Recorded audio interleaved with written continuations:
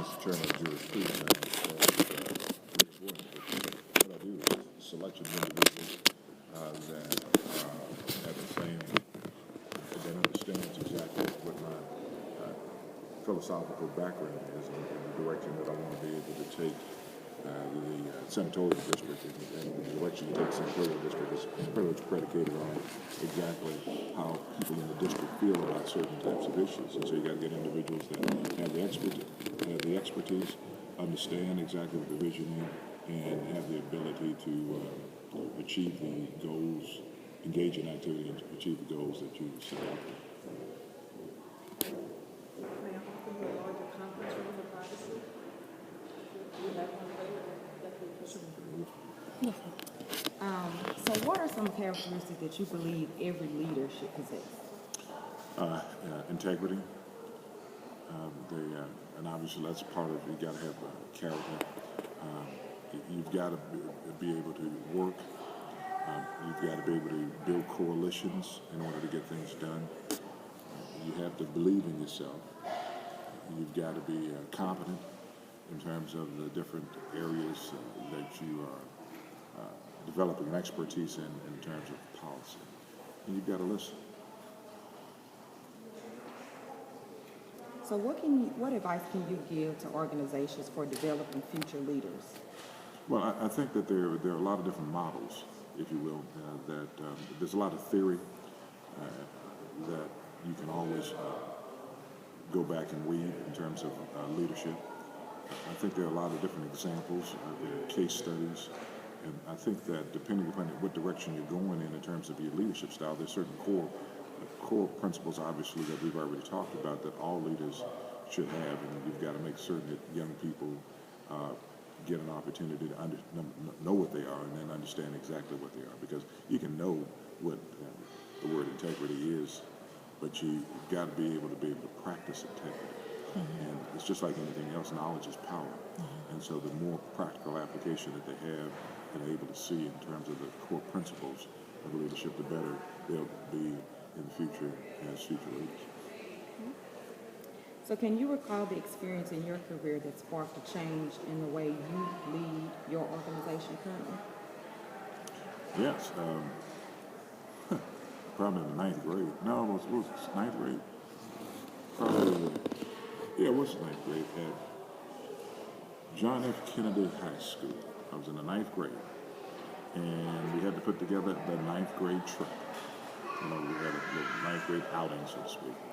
And the then current president decided that he was not going to organize it, and then I had to turn around and take on the responsibility to organize it and make certain we got everybody going in the same direction, because needless to say, there were kind of different opinions about what we should do as ninth graders. Some wanted to go to White Rock here in Dallas. Mm-hmm. Some wanted to go to Six Flags. So there were just different interests in terms of what we needed to do. So I had to be able to bring everybody together, get everybody moving in the same direction, and make certain that everybody paid their money,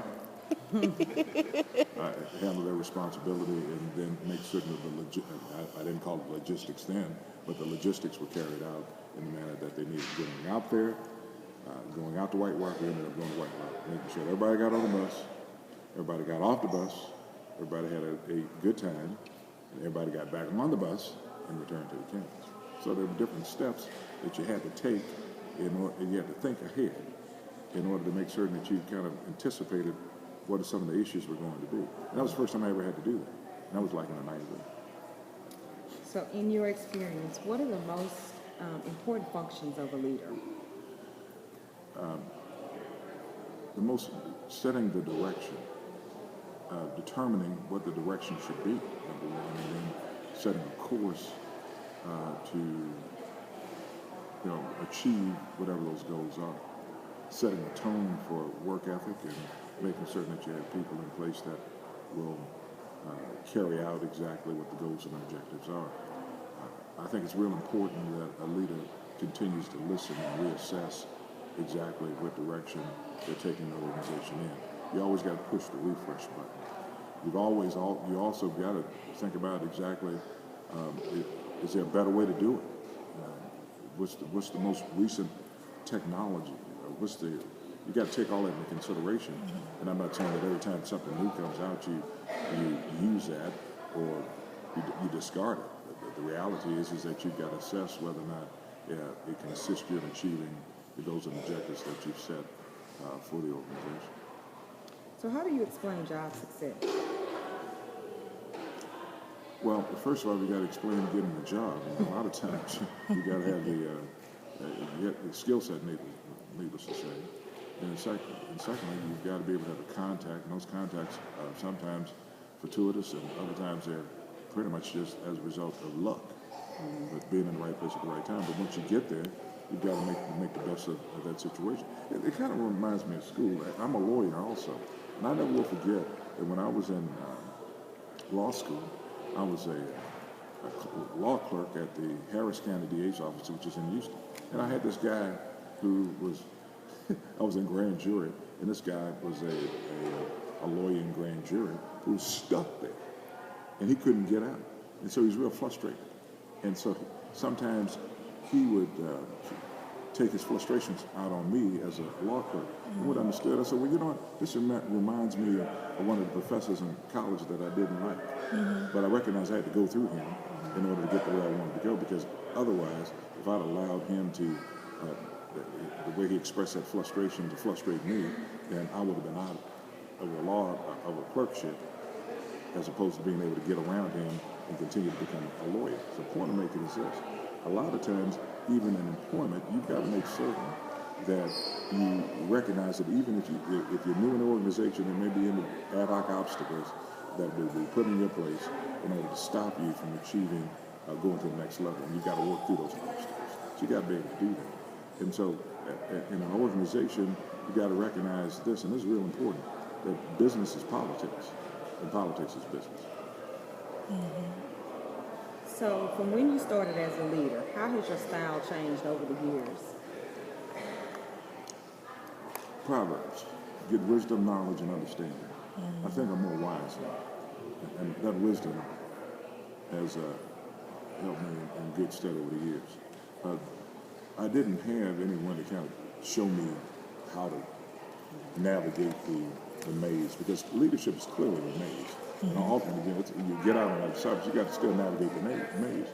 And so from that standpoint, you have got to make certain that you understand that you will have some negative experiences, but you got to learn from those experiences.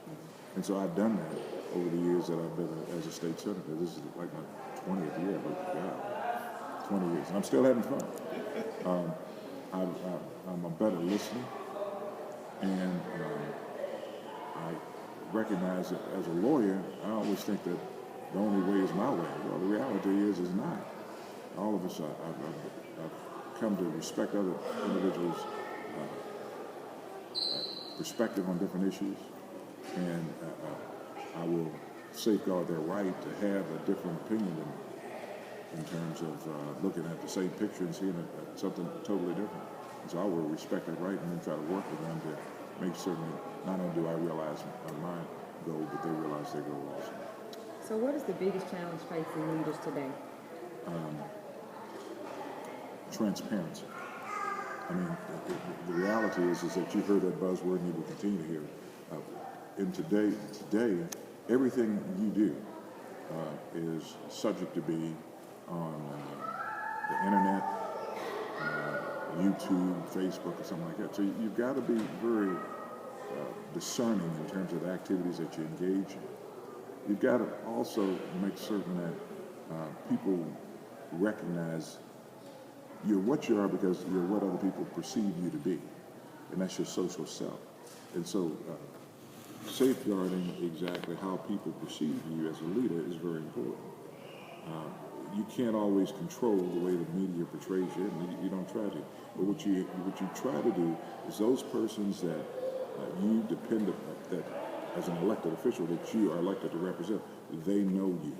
And so you've got to make certain they continue to know you, and that they know that you are articulating and working on issues that are important. And what is one behavior or trait that you've seen derail leaders? Greed.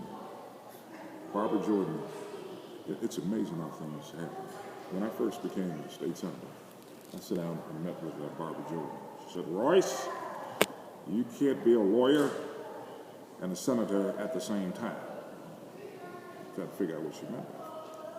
And so, as you mature as a leader, you begin to see different things that happen. And a lot of times individuals think that they own the office as opposed to you being an individual that's in the office. And there's a difference in your fiduciary duty. And so from a vantage point, a lot of individuals take advantage of the office by doing things that are inconsistent with the fiduciary duty that they have to the office. So how do you ignite and encourage communication as a leader? Well, how do you ignite and encourage communication as a leader? Well, Facebook. I mean, I try to use social media as much as possible now to keep people informed, because and to act. Let me give you an example. A few years ago, one of the initiatives that I have for state government is historically underutilized businesses. That's making sure that minority businesses get an opportunity to participate in procurement opportunities with the state. And so we were debating a bill in finance to increase the ability for historically underutilized disadvantaged businesses to get access. And one of the senators said, well, I was pushing the method, the bill. And one of the senators said, well, Senator, I don't know whether that's a good idea or not. Can we just kind of hold up on it for a minute? I said, okay, fine. We can hold up on it for a minute. And so within 24 hours, I was able to use social media. Actually, it was faxes at that time, and maybe email too, to get word out across the state. And I said, listen, what I want y'all to do is to call him. Here's his telephone number. I want you to fax him. I want you to email him. I want you to tie up his whole communication system. But the only thing he's hearing is from you on this issue. So, and we were able to get that word out. And that's what ended up happening. So probably out of 10 communications coming into his office through whatever medium, 9 of them were probably associated with that particular issue. Okay? And so we had another hearing a couple of days later. He came back in and said, Senator, I got the word. I understand. So we were able to just so doing those types of things helped us to energize people and get them moving in the same direction in terms of an action issue, an action item that need to be addressed. Well, we know you have to get out of here, and we thank you for your time. My last question is that over the course of time, we've heard people say how, especially in the African American community, we lack leadership, we lack leaders, but yet we are in a position where we have our African American president voted in for the second term. And so, what do you think the African American community needs to do in order to build more leadership? Well, the reality is that, like you take, here today, we're having African American academic bowl. These are third, fourth, fifth, and sixth graders today. We got to make sure the pipeline, that there are individuals in the pipeline. All of us are not going to end up being senators, college presidents, heads of corporations. We've got to make sure we have a pipeline. We continue to make sure these kids get through the pipeline and by getting the experiences that they need. Okay? Yes, thank you. Thank you.